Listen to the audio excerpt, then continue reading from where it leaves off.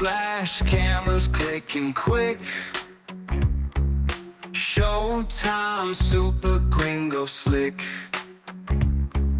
Headlines buzzing like a mix. 20 seconds, that's the fix. Short and sharp, just like a dart. Gringo's antics steal your heart. In a flash, the show will start. Super shorts, that's where we part.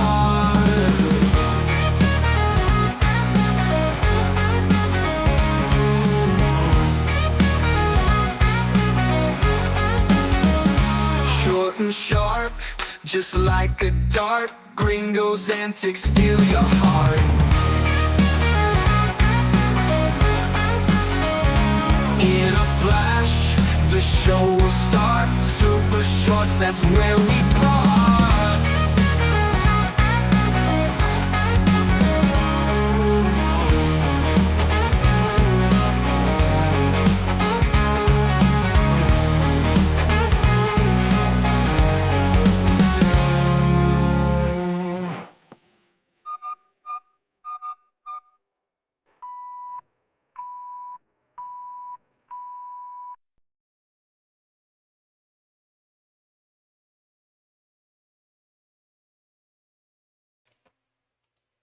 Welcome to another Super Gringo short. I'm your host, the Super Gringo, Sean Armstrong.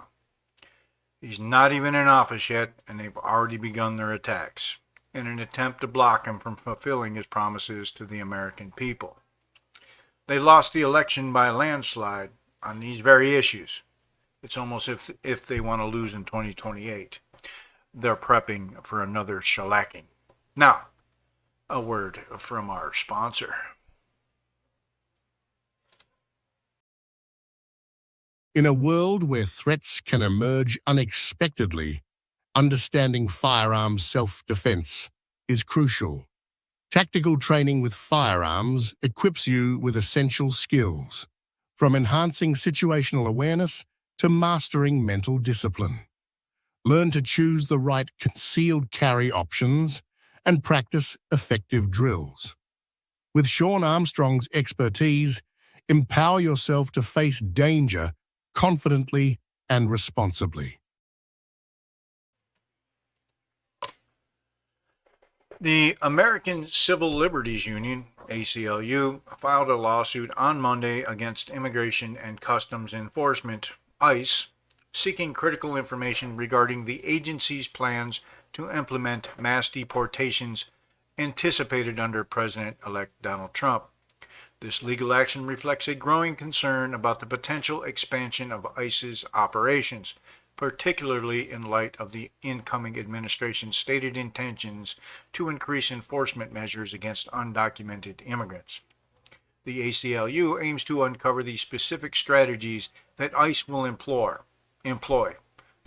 so they can tell the illegals how and where to avoid them, especially through its air operations network, which was responsible for the removal of approximately 140,000 individuals last year. The lawsuit emphasizes the ACLU's apprehension that ICE Air could see a significant uptick in its activities to facilitate the deportation of over 11 million people who have entered the United States during President Joe Biden's administration. This situation raises serious questions about the ethical implications and human rights considerations surrounding such large-scale deportations. The ACLU is particularly focused on ensuring transparency and accountability within ICE, as these mass deportation plans could have profound effects on countless families and communities across the nation. For months, the ACLU has been preparing for the possibility of a mass detention and deportation program, stated Kyle Vergian, a senior staff attorney at the ACLU's National Prison Project. This preparation underscores the organization's proactive approach to safeguarding civil liberties in an increasingly uncertain political climate. The invocation of FOIA, Freedom of Information Act litigation, has been a central part of their strategic roadmap, allowing them to demand necessary disclosures from government agencies. The urgency of their litigation has intensified with the prospect of a second Trump administration, highlighting the importance of vigilance in protecting individual rights against potential overreach by federal immigration authorities. The ACLU's efforts serve not only as a legal challenge, but also as a broader advocacy for justice and humane treatment within the immigration system. How about those hundreds of thousands of children that the Biden administration forced Border Patrol to help traffic? Was that humane? Illegal immigration has emerged as one of the most contentious issues in contemporary American politics. With the ongoing surge of migrants crossing the U.S. borders, it's crucial to examine the fiscal impact of illegal immigration on taxpayers. Stephen A. Camarota, Director of Research at the Center for Immigration Studies, recently prepared testimony that sheds light on this complex topic. His insights reveal that illegal immigrants are a net fiscal drain on public resources, highlighting the profound implications for taxpayers. This issue is not merely a matter of numbers, it reflects broader societal concerns about resource allocation, community stability, and the future of economic landscape of the nation. Camarota's analysis emphasizes that illegal immigrants typically receive more in government services than they contribute in taxes. This discrepancy is not a result of an unwillingness to work. In fact, many illegal immigrants are actively employed and pay various taxes, including income and payroll taxes. However, their low average education level leads to modest earnings and tax contributions, making them eligible for welfare programs, often benefiting their U.S.-born children. As such, while they contribute to the economy through labor, their overall fiscal impact tends to be negative, raising questions about the sustainability of current immigration policies and their long-term effects on public finances. Since January 2021, approximately 2.7 million inadmissible aliens have been released into the U.S., with an additional 1.5 million individuals entering undetected, referred to as gotaways. The illegal immigration population is estimated to have grown from 10.2 million in January 2021 to around 12.8 million by October 2023, reflecting an unprecedented increase. This surge poses significant challenges for local governments tasked with providing essential services. The rapid growth in numbers has not only strained existing infrastructure, but also necessitated a reevaluation of how resources are allocated among various communities' needs, including education, healthcare, and law enforcement. Education plays a pivotal role in determining the fiscal impact of illegal immigration. Research indicates that about 69% of adult illegal immigrants lack education beyond high school, a stark contrast to only 35% of U.S.-born individuals. Consequently, this demographic generates lower incomes and tax contributions while relying heavily on means-tested programs.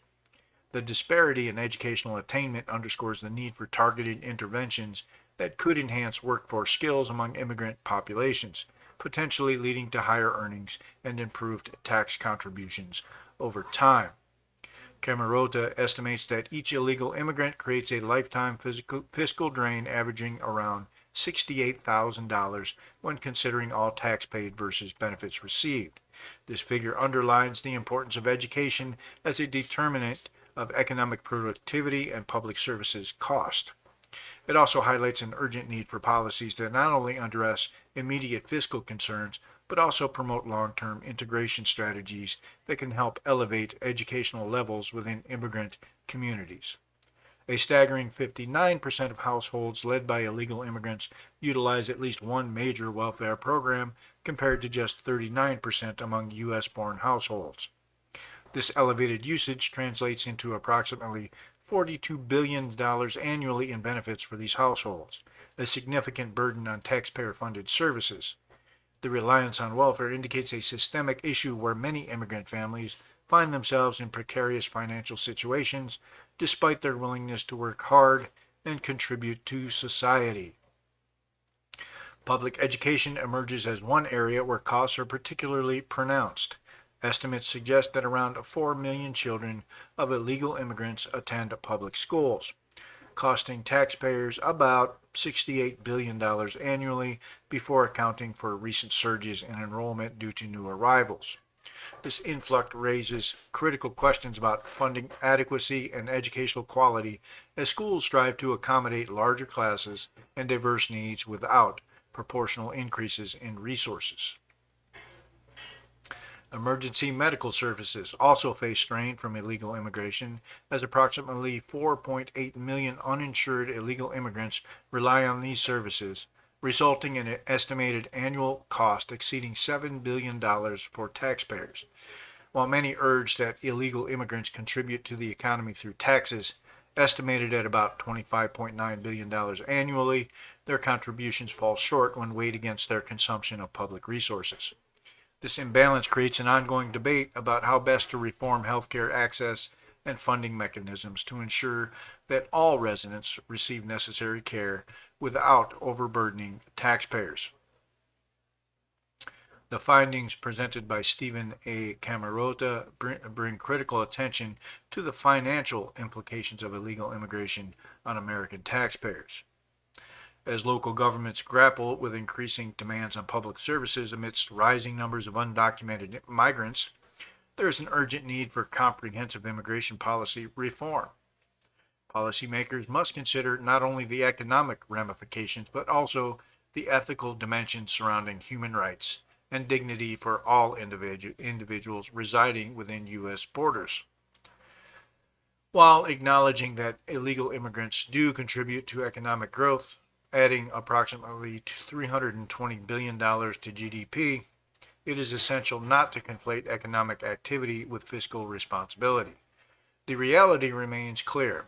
Without effective policy measures aimed at managing both legal and illegal immigration, taxpayers will continue shouldering a disproportionate burden. Therefore, it becomes imperative for legislators to engage in informed discussions that balance economic needs with social responsibilities. As we engage in discussions surrounding immigration reform, let's consider not only the economic dimensions, but also the societal impacts on our communities and public resources. It's time for a thoughtful approach that balances compassion with fiscal responsibility, ensuring that our immigration policies serve both current residents and future generations effectively. By fostering an environment where legal pathways are accessible and where support systems are strengthened for both immigrants and native citizens alike, we can work toward a more equitable society that holds both human dignity and financial sustainability. I know exactly where we can start. Turnabout is fair play. Why are we housing criminals from other countries, paying for their food and housing? Ship them back and let them feed and house them. In a recent report from the Department of Justice, it was revealed that 94% of aliens currently held in federal prisons are in the United States illegally. This alarming statistic underscores a significant issue within broader context of immigration and crime in America. Attorney General Jeff Sessions, this is an old report, emphasized this point during a news conference, stating nearly 95% of confirmed aliens in our federal prisons are here illegally. He further elaborated on the implications of this data by linking it to national drug crisis, noting that non-citizens are responsible for a disproportionately high number of drug-related offenses. This assertion highlights the urgent need for comprehensive immigration reform aimed at differentiating between those who contribute positively to society and those who engage in criminal activities. Sessions' remarks draw attention to broader societal impacts of illegal immigration, particularly regarding public safety. He argued that every crime committed by an undocumented individual is preventable, suggesting that effective policy changes could mitigate these risks. One victim is too many, he stated, calling on Congress to support the president's immigration reform agenda. This agenda seeks to prioritize the admission of individuals who are likely to enhance American society, such as skilled workers and innovators, while simultaneously implementing stricter measures against drug dealers, gang members, and other criminals who threaten community safety. The underlying message is clear. A more selective immigration policy could lead to a safer environment for all Americans. The report also indicates that there are approximately 58,766 known or suspected illegal aliens in federal jails, accounting for 31% of all federal prisoners. This figure represents a significant increase from previous years when it was reported that only 25% of federal inmates were non-citizens. Such statistics have often been contentious, with various political factions disputing their accuracy and relevance. For instance, when Larry O'Connor presented similar figures on Fox News in 2015, he faced pushback from left-leaning commentators who questioned the validity of his claims. However, O'Connor was able to substantiate his statements with data from the Federal Bureau of Prisons, which indicated that non-citizens indeed constituted a considerable portion of the prison population. Despite this evidence, media narratives frequently downplay the connection between illegal immigration and crime rates. The assertion that illegal immigrants are not more likely to commit crimes remains prevalent among certain political circles, often disregarding substantial data like that presented by Sessions. This tendency reflects a broader reluctance within some segments of the media to confront uncomfortable truths that may challenge their ideological perspectives. As such, it becomes imperative for informed individuals, particularly those advocating for stricter immigration policies, to utilize these statistics effectively in public discourse. In conclusion, the fact that 94% of aliens currently held in federal prisons are in the country illegally raises critical questions about immigration policy and its implications for public safety. It invites a reevaluation of how we approach immigration reform in America. By acknowledging the reality reflected in these statistics, policymakers can better craft strategies that not only protect citizens, but also uphold the values of fairness and opportunity for those who seek to enter this country legally. Ultimately, recognizing the correlation between illegal immigration and crime is essential for fostering informed discussions about how best to address these pressing issues within society.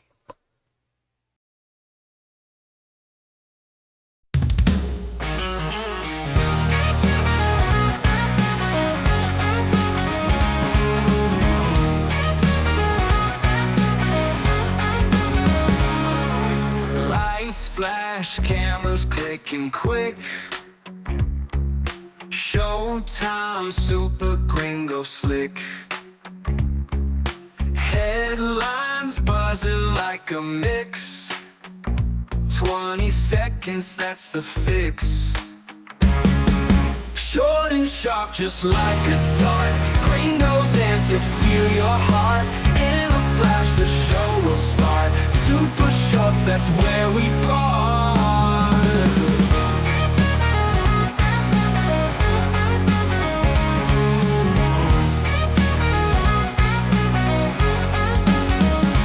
Short and sharp, just like a dart. Gringo's antics steal your heart.